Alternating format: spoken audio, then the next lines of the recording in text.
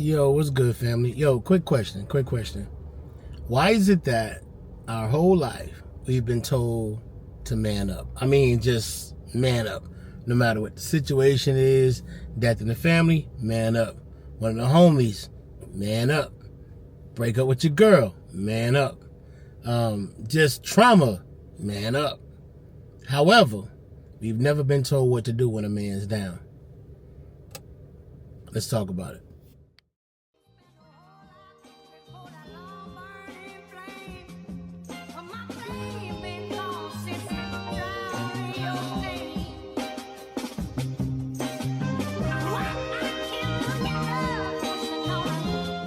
Hey yo, what's good, family? Literally just getting out of fresh church. Can I say refresh? Because I feel refreshed. But y'all listen, man.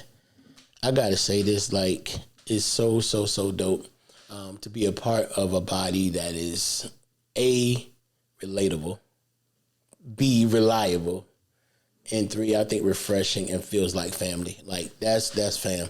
But y'all probably wonder what we're talking about. I'll put a link in the description. It's called Fresh Church.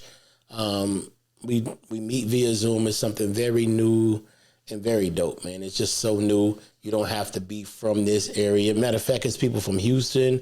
It's people from Cali. It's people from everywhere, man. Everywhere that just, we have a good time. We get on there. There's word. You know, we talk. I just, you know, my eyes might be a little glossy right now because just the testimonies that come from it. You know what I'm saying? The word says go into all the world and preach the gospel. And that's basically what we do. Pastor Phil, Pastor Carey, amazing people. Not just amazing pastors, amazing people. I think that matters.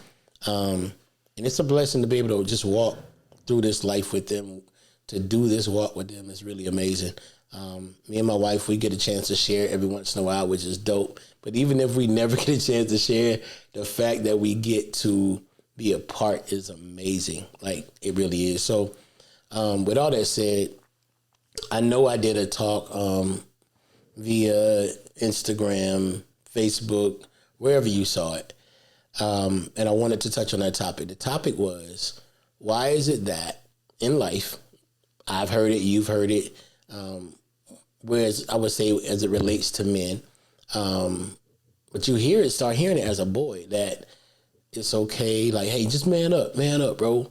Man, my mom passed away. Oh, man, I'm sorry to hear that, fam. Man up, bro. Like, I get it. Like, you know what I'm saying? You got to push through that, bro. I mean, the most hardest things that we go through, right? And the advice, it's not even advice. It's more like a whole philosophy now. Man up, man up, man up. But nobody ever tells us what to do when a man's down. What are we going? I mean, is that even logical? I can't find it nowhere in scripture where anybody said, just man up. Push through, Peter. Man up. You know what I'm saying? Jesus never told nobody to man up. So why do we, especially as believers, walk around with the philosophy of man up? Man up doesn't heal anything. It just pushes it a little deeper, and you just go through, and you become more and more numb to every situation, to all manners of feelings pertaining to anything. So it's like PTSD. You know what I'm saying? You learn to just deal with trauma that way. And like, I just got to man up. I'm going to push through. Yeah, my partner got shot in front of me. I had to hold him while he was bleeding. These are real stories, by the way. My mom died. I just heard somebody say that their boyfriend, this is a girl said this, not a boyfriend, their girlfriend got shot in front of them. And they just had to man up. Got no time to cry. I just got to move on. Nah, bro, that's not healthy at all. I think we need to reevaluate what we call manhood. You know what I'm saying? We got it wrong. We got it wrong. And we were taught by people that we love and people that love us, but they didn't understand it. They didn't get it right. So I'm not saying, I know sometimes it feels personal.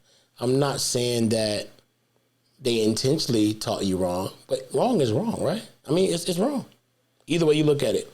So we got to look at things differently. I didn't know how to, when I came out of the streets and I gave my life to God, bro, it was one of the most, it was one of the most diabolical things that ever happened to me. I didn't know what to do. I was just like, oh, okay, we in church. I can raise my hand in church. I can show forth emotion in church, but I'm not a type of person that runs around or shouts. So I didn't know what to do. Like, I've been told my whole life to man up. And there's no men in here showing real emotion. They just do whatever is permitted to them. So I was in a bit of a funk. And I know some people may be like, I can't understand it. But some people may say, I understand exactly what you're talking about. This is for the people that understand exactly what I'm talking about, right? Because here's the thing we got to understand, man. We got to understand, pardon me, I'm getting something out of my pocket. Here's the thing we got to understand, that everyone has a different story, right? We all have different stories. We will all have different, like my story isn't the most gangster gutter story, but it's mine. My story isn't the most subtle and beautiful story, but it's mine. So I would like to, and let me say this, because I think this would matter. I used to do this thing, and I'm going to get back to it as well. I used to do this thing, and it was powerful, man. God gave it to us. Me and a few brothers, we would go to the barbershops in Carolina and in Georgia, in Atlanta too. We would go to the barbershops, and we would, make an announcement on Facebook. Hey, we meet up at the barbershops. We just going to chop it up as men. We didn't put no nothing on it to say, oh, we're going to talk about Jesus. We didn't do that. And one thing I appreciate about my brothers who were pastors at that time in that town, what they would do is they would call, we pastor this and pastor that. So my brother, Pastor Jermaine and Pastor Kelsey, they would literally just call me Kelsey for the night. Just call me Jermaine, which they never were the type to say, call me pastor or else. But of course, out of honor, that's what we did. But for that night, they just took on the name, their regular name, Kelsey or Jermaine, for the sake of helping Sean, for the sake of helping, another guy. And I thought that was so dope, because here's the reason why they did that. It's a philosophy behind everything, right? So it's a reason, the fact that most men were either shamed or embarrassed, not by the pastor, but by a woman or a wife, a girlfriend, whoever they had in their life at that time, who looked up to the pastor. Nothing wrong with looking up to the pastor. The pastor didn't do nothing wrong. But sometime, and I know you can relate to this, some women would come home and say, Pastor said, blah, blah, blah, blah. Pastor said this. And though the pastor probably did say it, he didn't mean no harm by it. But it's the fact that you're coming home telling me another man who's better than me said this. And it's guaranteed, pardon me, y'all, guaranteed it's the opposite of something that I'm doing. Guaranteed. You know what I'm saying? Guaranteed. So for the sake of helping Sean, don't say pastor tonight. Just say Kelsey. Just say Jermaine. Just say Keon. I love that. And that was very, very powerful. It helped a bunch of people. And people was like, wait, you a pastor? Because they would have never received it. They blocked their heart out when they hear pastor because of previous hurt, right? So here's the thing about it, y'all. So the hurt that we deal with, the hate that we go through, we actually need to deal with. And when I say deal with, I'm not talking about just go somewhere and cry. What I'm saying is acknowledge it. Acknowledge it and say, yo, that hurt me, bro. I never forget one of the nights I'm standing there in the middle of this shop meeting, all of us talking. It's about 60 men. The first one, it was like 60 men that came out. Powerful.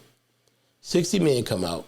Most of them we did not know, right? Some was from church, but most we did not know, from the neighborhood, just in the barbershop, get a haircut. And we went around the room and said, yo, ask a question. Everybody tell me what you struggle with. And I said pride. Everybody went around the room, pride. It was crazy, 60 men, pride. Got back to me, I said, all right, guys, here's the thing. I wasn't really honest. Let's say I battled lust. And then I said, let's go around the room again and say what we really battle. Lust. It It was crazy. Now, these are manly men. This is not nobody that's just copycats. That's not what's happening. I did that to prove something. What that proved is we move on a permission basis. Like, if it's okay to do something, we're going to do it.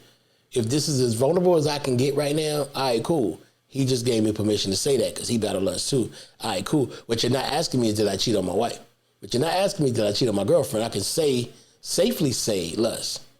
And that's what it is. So once we prove that point, I made that announcement that this is what we do, what else have you been given permission to do that's toxic?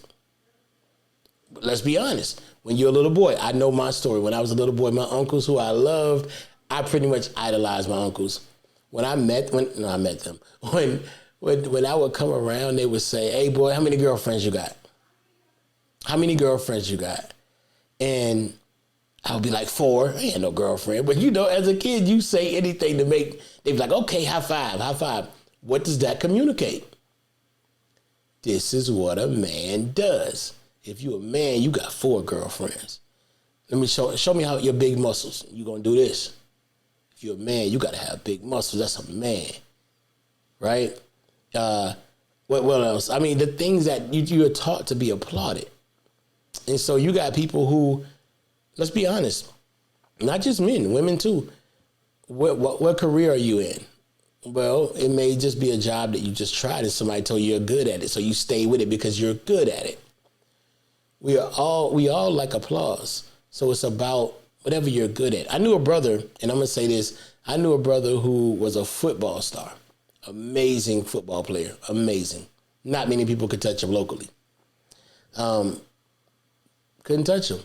But when he got married, he had an issue. Because when you're playing football, you got people cheering your name. You got people applauding you. You got people, yeah, high five, all of that. When you married, she ain't cheering for you. She's not calling you the name that they call you on the field, your star name, your football name, whatever.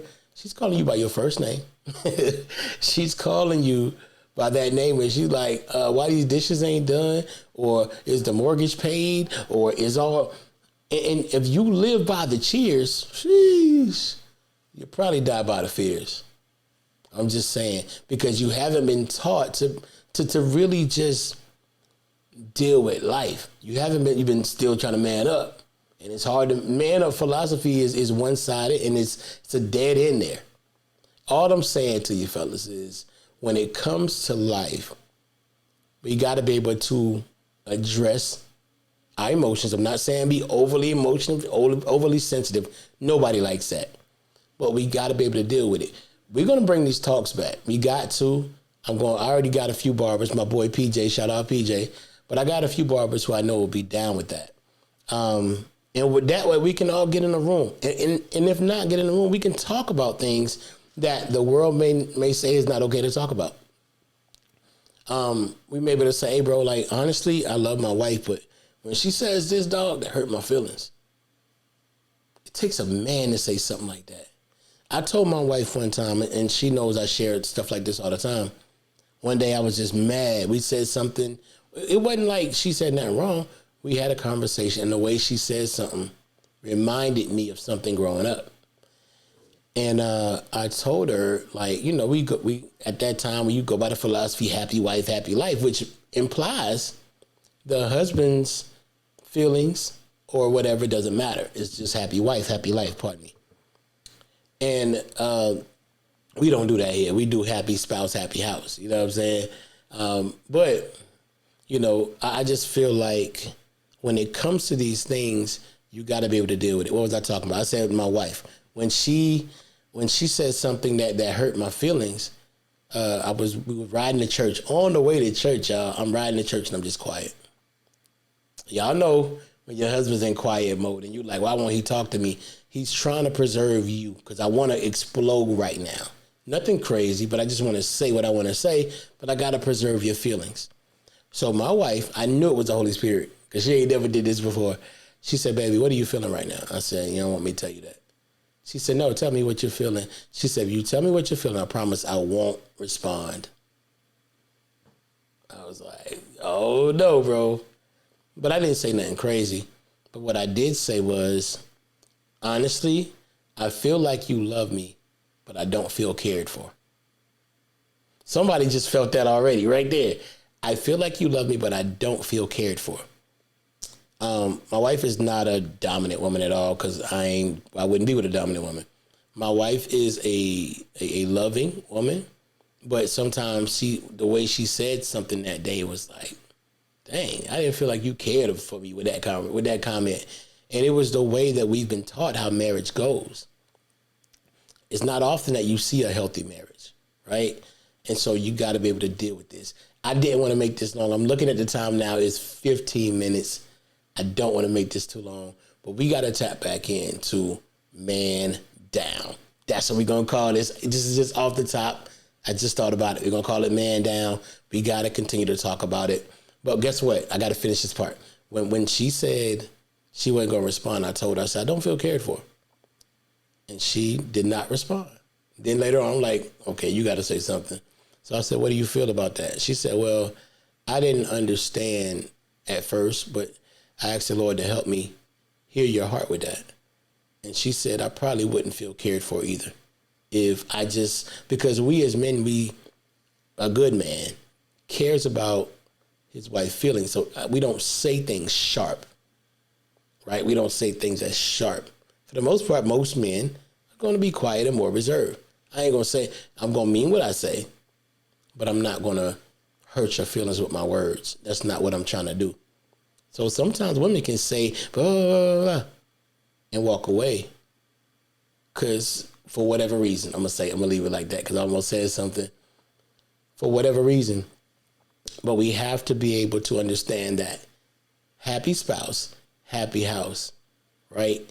So dealing with feelings, some of you may be single, but this is good for you right now to know the way that this thing is supposed to go. There are two hearts in love. And if one heart is only cared for, the other one's going to be dropped. Come through Mephibosheth. Listen, that's Bible. Y'all don't know nothing about Mephibosheth, read your Bible. But he basically was dropped. And I'm only saying that because I brought it up. But we got to call this man down. Thank y'all for watching. I'm sorry that it took over 16 minutes. I didn't mean to, but we're going to continue this conversation. Love y'all. We gone.